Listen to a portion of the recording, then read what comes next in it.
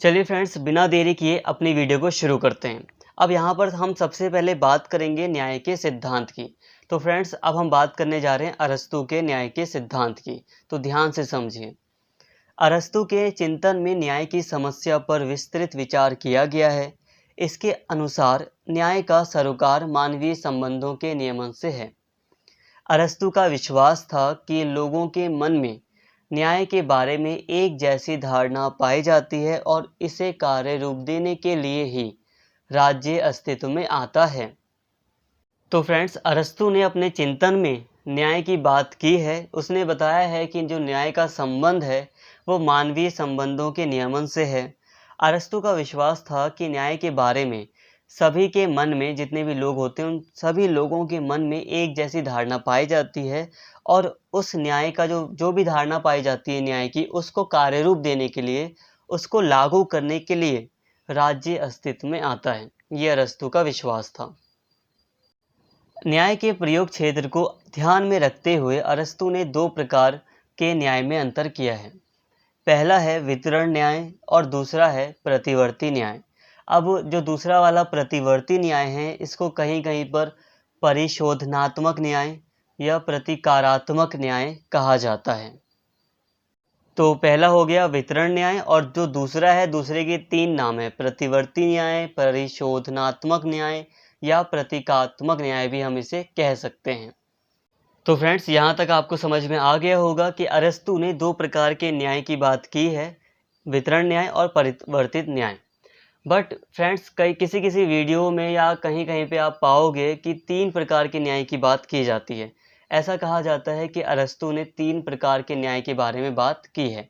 But देखिए दोस्तों, मैं अपनी रीडिंग में, अपनी वीडियोस में ओपी गावा का स्टडी मटेरियल यूज़ करता हूँ। ओपी गावा की जो विचारक वाली बुक है, तो मैंने उसको भी देखा है, उसको भी पढ़ा है। तो उसमें दो ही प्रकार के न्याय की बात की गई है, जो कि मैं आपको बता रहा हूँ। तो आप निश्चिंत होकर इन दो प्रकार के न्याय को भी अगर लिखते हैं तो आपका आंसर कोई भी गलत नहीं करेगा। तो पहला है वितरण न्याय। वितरण न्याय का सरोकार सम्मान या धन संपदा के वितरण से है। इसका मूल सिद्धांत यह है कि समान लोगों के साथ समान बर्ताव किया जाए। इसके लिए सबसे पहले यह पता लगाना जरूरी है कि नागरिकों को किस आधार पर समान या असमान माना जाएगा। अरस्तू का विचार था कि इस मामले में प्रचलित प्रथाओं और प्रथागत कानून का सहारा लेना अधिक उपयुक्त होगा। लिखित कानून उतने उपयुक्त सिद्ध नहीं होंगे, क्योंकि उन्हें सत्ताधारी जब चाहे बना सकते हैं या बदल सकते हैं। अरस्तू ने चेतावनी दी है, मनुष्यों के चरित्र को बदलना उतना सरल नहीं है जितनी सरलता से कानून बदल दिए जाते हैं। देखिए दोस्तों, वितरण न्याय के अंतर्गत अरस्तू कह रहा है कि जो वितरण न्याय होगा उसका संबंध सम्मान और धन संपदा से होगा। यहाँ पर दो प्रकार के न्यायों की बात की गई है, जिसमें से पहला है वितरण न्याय, और वितरण न्याय का जो संबंध है वो सम्मान और धन संपदा से है। अब यहाँ पर इसका मतलब है कि समान लोगों के साथ समान बर्ताव किया जाए। वितरण न्याय कहता है कि एक जैसे लोगों के साथ एक जैसा व्यवहार होना चाहिए। मतलब कि अगर आपके घर में, उस टाइम के हिसाब से मैं आपको एग्जांपल देके समझा रहा हूँ कि अगर उस समय किसी के घर में दो दास होंगे तो दोनों दासों के साथ एक जैसा व्यवहार किया जाए, यही होगा वितरण न्याय। क्योंकि दोनों ही व्यक्ति दास हैं तो दोनों के साथ एक जैसा व्यवहार किया जाए, समान के साथ समान व्यवहार। इसका एक यहाँ पर मतलब ये भी था कि समान लोगों के साथ समान बर्ताव का मतलब था कि समान नागरिकों के साथ समान व्यवहार हो। अगर दो नागरिक हैं जिनके पास एक बराबर प्रॉपर्टी है, संपत्ति है, तो उनके साथ एक जैसा व्यवहार किया जाए। लेकिन यही एक समस्या थी कि किस आधार पर नागरिकों को समान या असमान माना जाए। ऐसा माना जाए कि ये नागरिक आपस में समान है तो इनके साथ एक जैसा व्यवहार किया जाए। तो किस आधार पर अगर माना जाएगा, तो ये एक समस्या थी। तो अरस्तू ने कहा कि प्रचलित प्रथाओं, जो कस्टम्स होते हैं, जो परंपरा होती है, उसके आधार पर नागरिकों को समान या असमान माना जाना चाहिए, कानून का सहारा नहीं लेना चाहिए। अरस्तू ने कहा कि कानून तो तुरंत हम कभी भी बदल दिए जा सकते हैं, कानून तो कभी भी बदल सकते हैं, लेकिन जो प्रथाएं होती हैं, जो परंपराएं होती हैं, वो इतनी आसानी से नहीं बदलती।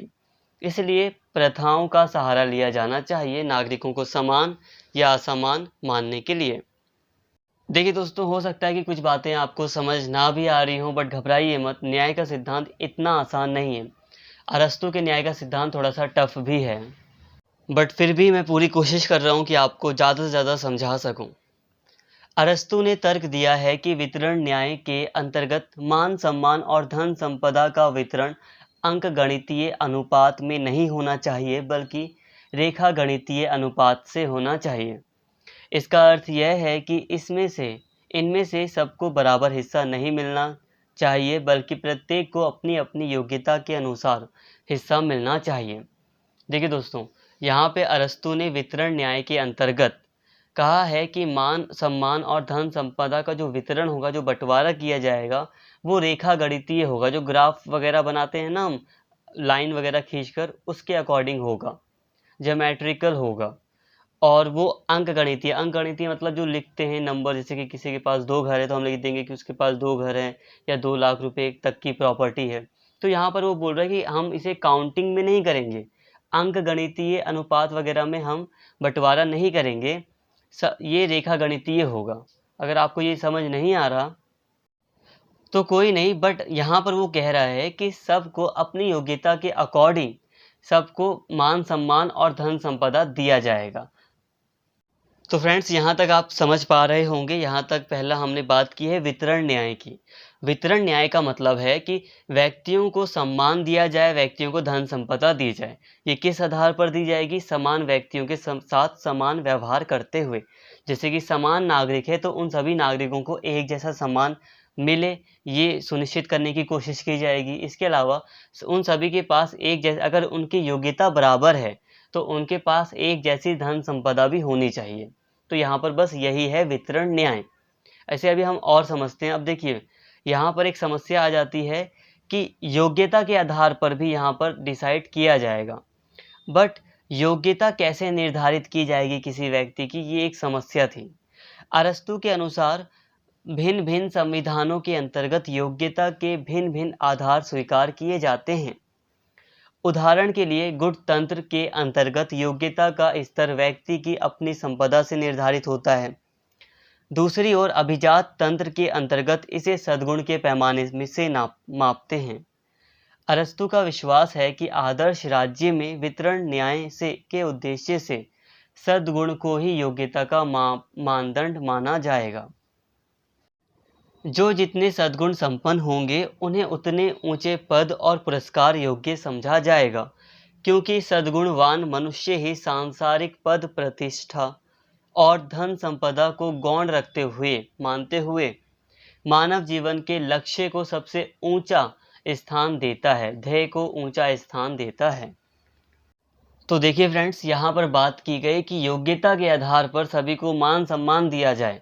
योग्यता के आधार पर नागरिकों को एक तरह से समान या असमान में बांटा जाए। इसके लिए एक प्रथा का भी, जो परंपरा चली आ रही है, उसका भी प्रयोग होगा। ये सारी बातें थी, बट यहाँ पर दिक्कत आ जाती है कि योग्यता किस आधार पर डिसाइड की जाएगी। तो योग्यता के बारे में अरस्तु ने कहा है कि देखो, हर जगह मतलब योग्यता अलग अलग तरीके से डिसाइड की जाती है। जो गुटतंत्र शासन प्रणाली होती है, गुटतंत्र में क्या होता है कि कुछ लोग होते हैं जो मिलकर शासन चलाते हैं और वो अपने लिए ही ज़्यादा फ़ायदा उठाने की कोशिश करते हैं, मतलब अपने हित को पूरा करने की कोशिश करते हैं। तो गुटतंत्र में क्या होता है कि योग्यता का आधार धन संपदा को मान लिया जाता है कि जिसके पास जितनी संपदा होगी, संपत्ति होगी, उसको उतना सम्मान दिया जाए या उसको उतना आगे माना जाए, या समान असमान वगैरह वगैरह ये मानते हैं। दूसरी तरफ अभिजात तंत्र के अंतर्गत सद्गुण को योग्यता का आधार माना जाता है कि सद्गुण के हिसाब से योग्यता डिसाइड की जाती है। और अरस्तु ने भी सद्गुण को ही योग्यता का मानदंड माना है। और अरस्तु ने कहा है कि जो व्यक्ति जितना सद्गुण संपन्न होगा उसे उतना ऊंचा पद दिया जाना चाहिए, उसे जितना पुरस्कार अपनी योग्यता के अकॉर्डिंग दिया जाना चाहिए उसे मिलना चाहिए। साथ में ही वो ये कह रहा है कि सद्गुण, जिस व्यक्ति में जितना ज़्यादा सद्गुण होता है वो उतना ही धन संपदा को दूर रखते हुए मनुष्य की भलाई के लिए काम करता है। तो फ्रेंड्स, यहाँ पर हमारा वितरण न्याय खत्म होता है। अगर आपको थोड़े से शब्दों में मैं समझाऊं तो वितरण न्याय का जो संबंध था वो सम्मान और धन संपदा से था। अब सम्मान और धन संपदा कैसे दिया जाए लोगों को, तो इसके लिए कहा गया कि सभी लोगों को एक बराबर, सभी को नहीं सॉरी, समान लोगों के साथ समान व्यवहार किया जाए, ये पहली चीज़ थी। अब इसके लिए व्यक्तियों को समान कैसे माना जाए, असमान कैसे माना जाए, उसके लिए प्रचलित प्रथाओं का प्रयोग करने की बात की अरस्तू ने। इसके अलावा योग्यता की बात की कि योग्यता किस तरह से डिसाइड की जाएगी, तो योग्यता के लिए सद्गुण को आधार माना। अरस्तू ने कहा कि हम सद्गुण के हिसाब से व्यक्ति की योग्यता को निर्धारित कर लेंगे और जिस व्यक्ति में जितना सद्गुण होगा उसको उतना बड़ा ऊंचा पद दिया जाएगा और उसे उतना सम्मान दिया जाएगा। तो इस तरह यहाँ पर वितरण न्याय के अंतर्गत धन संपदा और सम्मान की बात की गई है।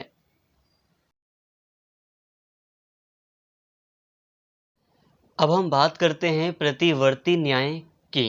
प्रतिवर्ती न्याय का सरोकार यानी कि संबंध लोगों के परस्पर लेन देन को नियमित करने और अपराधों का दंड निर्धारित करने से है।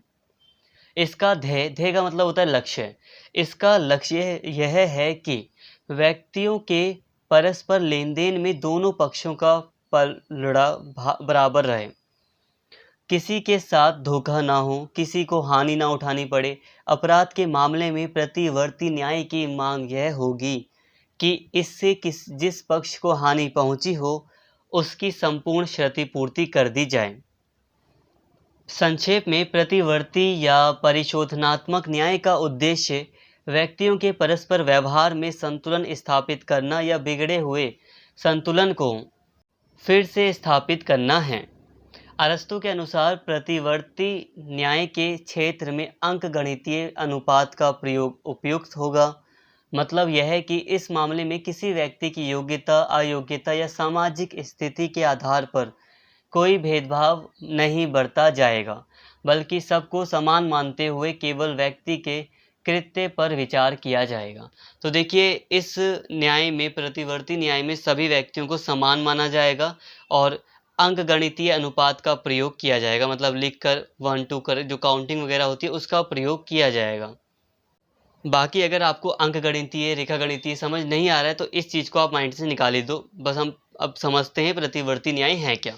तो देखो दोस्तों, प्रतिवर्ती न्याय का मानना है कि जो दो लोग होते हैं जो आपस में व्यापार करते हैं, लेन देन करते हैं, उन दोनों का जो पलड़ा होगा वो बराबर हो। दोनों का जो पलड़ा होगा वो बराबर हो। बराबर का मतलब है किसी के साथ नाइंसाफ़ी ना हो। एग्जाम्पल के लिए आप किसी शॉप पर गए, आपने कुछ चीज़ें खरीदी, मान लीजिए आपने 100 रुपये का सामान खरीदा, तो अब यहाँ पर प्रतिवर्ती न्याय ये देखेगा कि आपने 100 रुपये दिए हैं, क्या आपको 100 रुपये तक का सामान मिला है। अगर मिला है तो बात बराबर है, बैलेंस है, तो यहाँ पर प्रतिवर्ती न्याय है।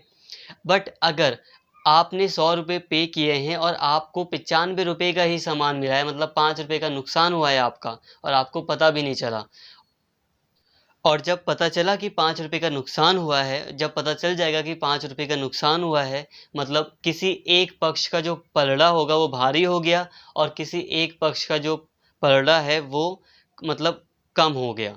तो ऐसे में प्रतिवर्ती न्याय देखेगा कि आपका 5 रुपये का नुकसान हुआ है, तो आपके 5 रुपये की जो हानि हुई है उसकी पूर्ति की जाए, ताकि दोनों का बैलेंस बराबर रह सके। अब आवाज़ निकल नहीं रही है, पलड़ा बोलने में थोड़ी दिक्कत हो रही है क्योंकि लगातार स्पीडली बोले जा रहा हूँ तो गला सूख रहा है। तो पलड़ा दोनों का बराबर रहे, ये कोशिश रहती है प्रतिवर्ती न्याय की। जिसकी हानि होती है, जिसको नुकसान होता है, ये कहता है कि भाई देखो, जिसका नुकसान हुआ है उसको न्याय मिलना चाहिए और न्याय के तहत उसकी हानि की पूर्ति की जानी चाहिए। किसी का 500 रुपये का नुकसान हो गया तो उसे 500 रुपये दिए जाएँ। प्रतिवर्ती न्याय ये कह रहा है। अगर दो लोगों ने आपस में कोई लेन देन किया है तो किसी एक का भी पलड़ा भारी या कम ना हो, दोनों का बैलेंस होना चाहिए। समाज में एक बैलेंस स्थापित होना चाहिए, कोई किसी को धोखा ना दे सके, किसी को लूट ना सके। यह है प्रतिवर्ती न्याय। तो फ्रेंड्स, यहाँ तक हमने दोनों ही प्रकार के न्याय को समझ लिया है। बट हाँ, यहाँ एक बात ध्यान देने वाली ये है कि अरस्तु दोनों प्रकार के न्याय के संदर्भ में यथास्थिति का समर्थक सिद्ध होता है। वितरण न्याय का स्रोत ही यथास्थिति है। प्रतिवर्ती न्याय यह मांग करता है कि वर्तमान स्थिति में कोई परिवर्तन होने पर यथास्थिति फिर से स्थापित कर दी जाए। देखिए दोस्तों, यथास्थिति का मतलब है कि जैसी स्थिति है वैसी ही बनी रहे, ज़्यादा बदलाव या हल्का सा भी बदलाव ना हो, स्थिति में या सिचुएशन में या परिस्थिति में कोई बदलाव ना हो। देखिए, वितरण न्याय का मतलब है कि समान के साथ समान व्यवहार हो, कोई भी बदलाव नहीं करना, समान लोगों के साथ समान व्यवहार, समान संपदा हो, कुछ बदलाव यहाँ पर करने के बाद नहीं होती। इसके अलावा जो प्रतिवर्ती न्याय है, प्रतिवर्ती न्याय तो यही कहता है कि अगर कोई बदलाव हो जाए तो वापस से जिसकी हानि हुई है उसको क्षतिपूर्ति दी जाए और समाज में वापस से यथास्थिति ला दी जाए, वैसे ही वाली जो पहली स्थिति होगी उसको ला दिया जाए। मतलब जैसे कि किसी की मान लो हानि हो जाती है, कुछ रुपए की हानि या किसी दूसरी चीज़ की हानि, नुकसान हो जाता है, तो प्रतिवर्ती न्याय कहता है कि उसके नुकसान की पूर्ति होनी चाहिए, जिससे समाज में एक बैलेंस बना रहे। मतलब समाज में या हल्का सा भी परिवर्तन ना हो। कुल मिलाकर कहा जाए तो यही बात है। तो इसीलिए हम कह सकते हैं कि जो अरस्तू है वो यथास्थिति का एक समर्थक है, वो थोड़ा सा रूढ़िवादी है। संक्षेप में, एक बनी बनाई व्यवस्था के पोषक के नाते अरस्तु को रूढ़िवाद का मूल प्रवर्तक माना जाता है। तो फ्रेंड्स, आप समझ गए होंगे मैं क्या कह रहा हूँ। रूढ़िवाद का मतलब होता है जो पुरानी परंपराओं को बनाए रखना चाहते हैं, समाज में बदलाव नहीं चाहते वो। तो अरस्तु ने यहाँ पर न्याय सिद्धांत की बात की थी, जो कि काफ़ी टफ था, बट आई होप आपको समझ में आ गया होगा। यहाँ तक आपको समझ में आ गया, अब हम आगे बढ़ते हैं।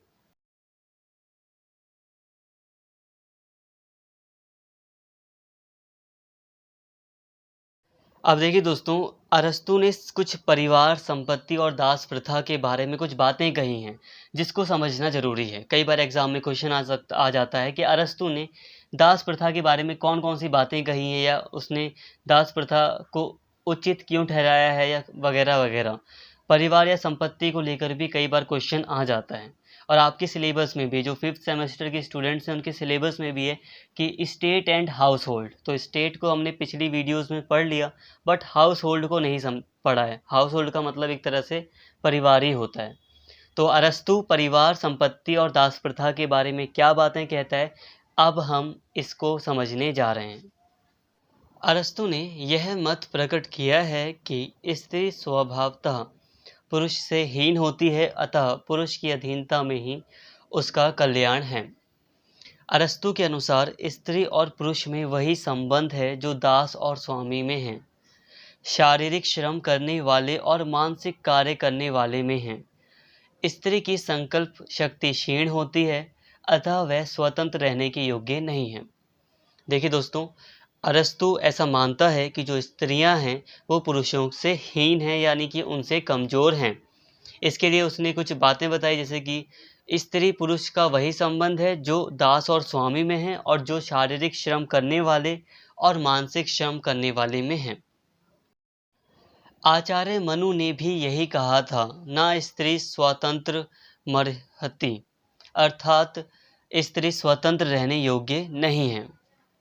अरस्तु की दृष्टि में स्त्री के लिए सर्वोत्तम स्थान घर की चारदीवारी है, जहाँ वह घरेलू मामलों में सर्वोच्च होती है, परंतु घर के बाहर के मामलों में वह पुरुष के अधीन रहती है। इस अंतर को मिटाने का प्रयत्न नहीं करना चाहिए, जैसा कि प्लेटो ने रिपब्लिक के अंतर्गत किया था, बल्कि उसे बढ़ावा देना चाहिए, क्योंकि परस्पर विरोधी गुण ही एक दूसरे को आकर्षित करते हैं। देखिए दोस्तों, अब प्लेटो की अगर हम बात करें तो प्लेटो ने स्त्री और पुरुष को अपनी बुक रिपब्लिक के अंतर्गत समान योग्य माना था। उसने कहा था कि दोनों में समान योग्यता पाई जाती है, लेकिन अरस्तु कह रहा है ऐसा कुछ भी नहीं है। जो पुरुष होता है वो स्त्री से काफ़ी ताकतवर होता है, स्त्री पुरुष के अधीन ही रहती है और उसे रहना चाहिए।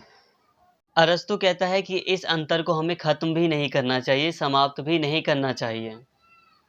पुरुष की शोभा आदेश देने में है और स्त्री की शोभा उसका पालन करने में है। तो फ्रेंड्स, ये जो विचार हैं वो अरस्तु के हैं। अरस्तु, मैं बार बार ज़्यादा समझा नहीं रहा हूँ, बस एक ही बात कह रहा हूँ कि अरस्तु जो कह रहा है उसका टोटल कहने का मतलब यही है कि स्त्रियां पुरुषों से हीन हैं, ये अरस्तु मानता है। अरस्तु के शब्दों में, अपने जन्म के समय से ही कुछ लोग पराधीनता के लिए नियत होते हैं और कुछ लोग शासन करने के लिए।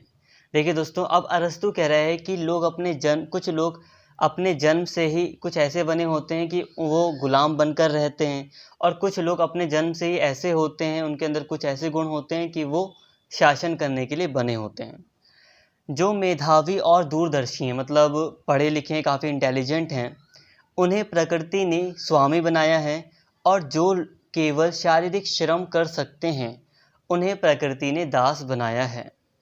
प्राचीन यूनानी दार्शनिक शारीरिक श्रम को बौद्धिक कार्य की तुलना में अत्यंत हेय मानते थे, मतलब गिरा हुआ मानते थे। अरस्तु के अनुसार जैसे शरीर की सार्थकता इसमें है कि उस पर बुद्धि का नियंत्रण रहे, वैसे ही हीन व्यक्तियों पर श्रेष्ठ व्यक्तियों का शासन उपयुक्त होगा। इस आधार पर अरस्तु दास प्रथा को उचित ठहराता है। तो देखिए फ्रेंड्स, पहले हमने बात की कि स्त्रियों को उसने किस नज़र से देखा। स्त्रियों को उसने पुरुषों की तुलना में हीन बताया। अब दूसरी तरफ अगर हम दास प्रथा की बात कर रहे हैं तो अरस्तु कह रहा है कि कुछ लोग जन्म से ही शासन करने के लिए बने होते हैं और कुछ लोग जन्म से ही गुलामी करने के लिए बने होते हैं। जो लोग शारीरिक श्रम करते हैं उन्हें मतलब वो बहुत ही गिरी हुई दृष्टि से देखता है। अरस्तु कहता है कि देखो, शरीर को कंट्रोल करने के लिए बुद्धि की ज़रूरत होती है। बुद्धि जो होती है वो शरीर को नियंत्रित करती है। बिल्कुल इसी तरह अरस्तु कह रहा है कि जो शारीरिक श्रम करने वाले व्यक्ति हैं उन पर भी बौद्धिक कार्य करने वाले व्यक्तियों का शासन होना चाहिए। इस तरह अरस्तु दास प्रथा को उचित ठहराता है। दास प्रथा में क्या होता है कि उसके अकॉर्डिंग अगर कहा जाए तो दास प्रथा के अंतर्गत जो शासक वर्ग होता है वो शारीरिक श्रम करने वाले व्यक्ति को नियंत्रित रखते हैं। तो इसलिए अरस्तु के अकॉर्डिंग दास प्रथा बिल्कुल सही है। अरस्तु के राजनीतिक चिंतन में परिवार का महत्व इसलिए है क्योंकि परिवार वह प्रासंगिक संगठन है जिससे आगे चलकर राज्य की उत्पत्ति होती है। परिवार एक प्राकृतिक संस्था है जो दैनिक आवश्यकताओं की पूर्ति के लिए स्थापित की जाती है। यह संस्था पहले ग्राम के रूप में और फिर राज्य के रूप में विकसित होती है। परिवार में ही बच्चों का जन्म और लालन पालन होता है और वहीं वे परस्पर प्रेम और नैतिकता का पहला पाठ सीखते हैं। इस तरह परिवार न केवल स्वाभाविक और आवश्यक है बल्कि वह सद्जीवन का आधार भी है। प्लेटो ने स्त्रियों के साम्यवाद की जो योजना रखी थी उसके अंतर्गत बच्चों के लिए माता पिता का दुलार पाने के अवसर समाप्त हो जाएंगे, अतः वे नैतिक जीवन के आरंभिक स्रोत से वंचित रह जाएंगे। तब वे विस्तृत समाज में अच्छे नागरिक कैसे बन सकेंगे।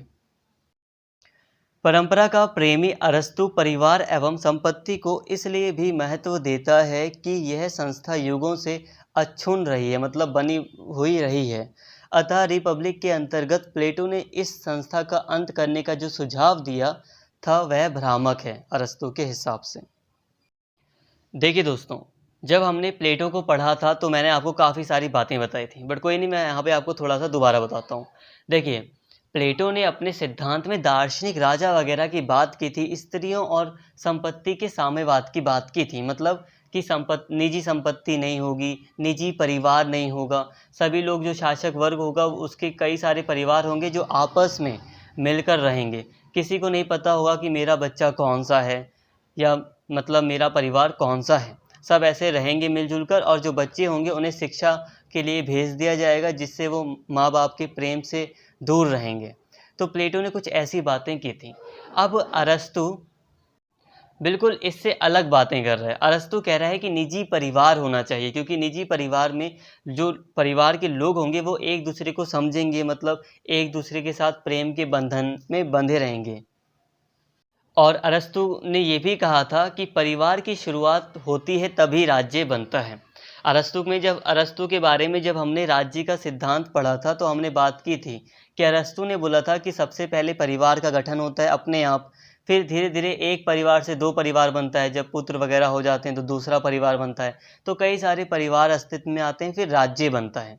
तो इसलिए उसने परिवार को बहुत ज़्यादा इम्पोर्टेंस दी है।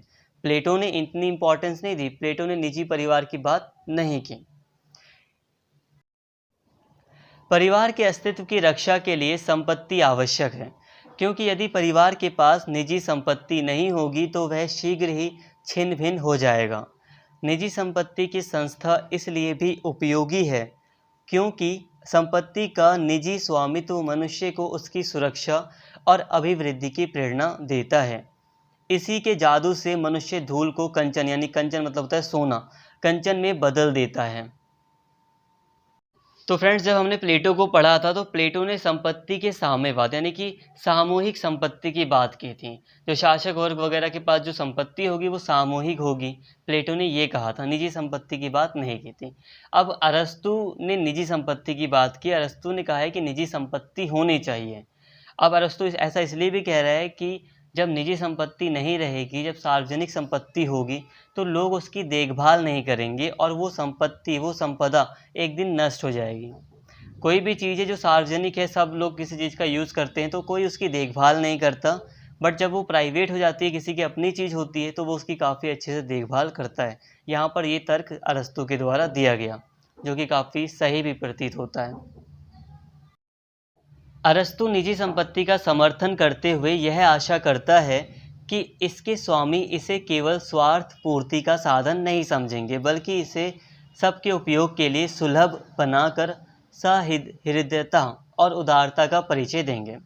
अब यहाँ पर अरस्तु ये भी कह रहा है कि निजी संपत्ति तो रहेगी ठीक है, बट वो ये उम्मीद कर रहा है कि निजी संपत्ति के अंतर्गत भी जो स्वामी होगा संपत्ति का, वो अपनी संपत्ति को दूसरे के लिए भी थोड़ा सा देगा कि दूसरा व्यक्ति भी उसकी संपत्ति थोड़ी यूज़ कर सके।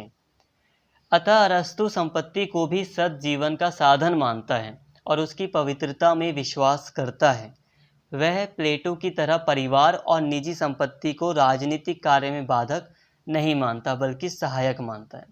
अब प्लेटो ने सार्वजनिक संपत्ति और सार्वजनिक परिवार की बात इसलिए की थी क्योंकि प्लेटो को लग रहा था इससे राजनीति पर इफेक्ट पड़ता है। उसने सोचा कि जब निजी संपत्ति होती है, निजी परिवार होता है, तो शासक वर्ग या और जो लोग होते हैं वो सिर्फ अपने बारे में सोचते हैं, जिससे देश नहीं चल पाता है। बट अरस्तु कह रहा है, अरस्तु का मानना है कि परिवार और निजी जो संपत्ति होती है वो राजनीतिक कार्य में बाधक नहीं बनेगी। अरस्तु के अनुसार संपत्ति दो तरह की होती है, निर्जीव संपत्ति और सजीव संपत्ति, जिसमें दास आते हैं। सजीव संपत्ति में दास आते हैं। पालतू पशु भी दास ही हैं, क्योंकि जो परिवार मनुष्यों को दास के रूप में नहीं रख सकता वह पशुओं से शारीरिक श्रम कराता है। इस दृष्टि से भी दास प्रथा नैतिक जीवन की सिद्धि के लिए आवश्यक है। तो यहाँ पर अरस्तु ने संपत्ति को दो तरह की बताया है, निर्जीव संपत्ति और सजीव संपत्ति। सजीव संपत्ति के अंतर्गत उसने जानवरों वगैरह को या दास वगैरह को रखा है, और यहाँ पर उसने दास प्रथा को एक बार फिर से नैतिक दृष्टि से उचित ठहराया है। स्वामी के दृष्टिकोण से दास प्रथा इसलिए उचित है क्योंकि यह उसे बौद्धिक कार्य के लिए आवश्यक अवकाश प्रदान करती है, और दास के दृष्टिकोण से इसका लाभ यह है कि वह स्वयं तो सद्गुण की क्षमता से शून्य होता है, परंतु अपने स्वामी की सेवा करते हुए सद्जीवन का लाभ प्राप्त कर सकता है। अब देखिए दोस्तों, अरस्तु कह रहा है कि स्वामी के लिए दास प्रथा इसलिए आवश्यक है क्योंकि दास स्वामी का कई सारा शारीरिक काम कर देते हैं। इससे होता यह है कि स्वामी को शारीरिक काम करने की ज़रूरत नहीं होती, उसको अवकाश मिलता है, शारीरिक काम से मुक्ति मिल जाती है। तो अब वो सोचता है, चिंतन करता है और कुछ अच्छा कार्य करता है, बुद्धि वाला काम कर पाता है। इसलिए स्वामी के लिए दास प्रथा अच्छी है।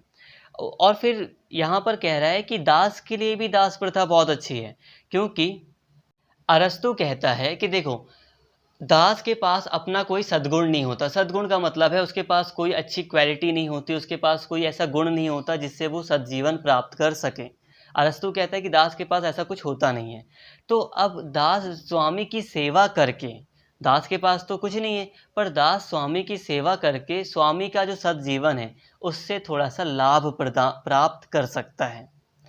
तो यहाँ पर दास प्रथा को उचित ठहराया जा रहा है अरस्तु के द्वारा। अरस्तु कह रहा है स्वामी के लिए भी दास प्रथा अच्छी है और दास के लिए भी दास प्रथा अच्छी है, दोनों संतुष्ट हैं, ये अरस्तु कह रहा है।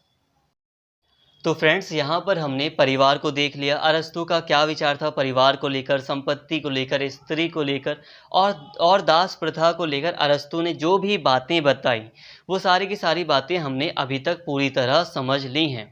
बट हाँ, अगर हम थोड़ा सा निष्कर्ष देखें तो हम निष्कर्ष यूँ कह सकते हैं कि अरस्तु ने जो बातें की थी स्त्री को लेकर वो पूरी तरह गलत है।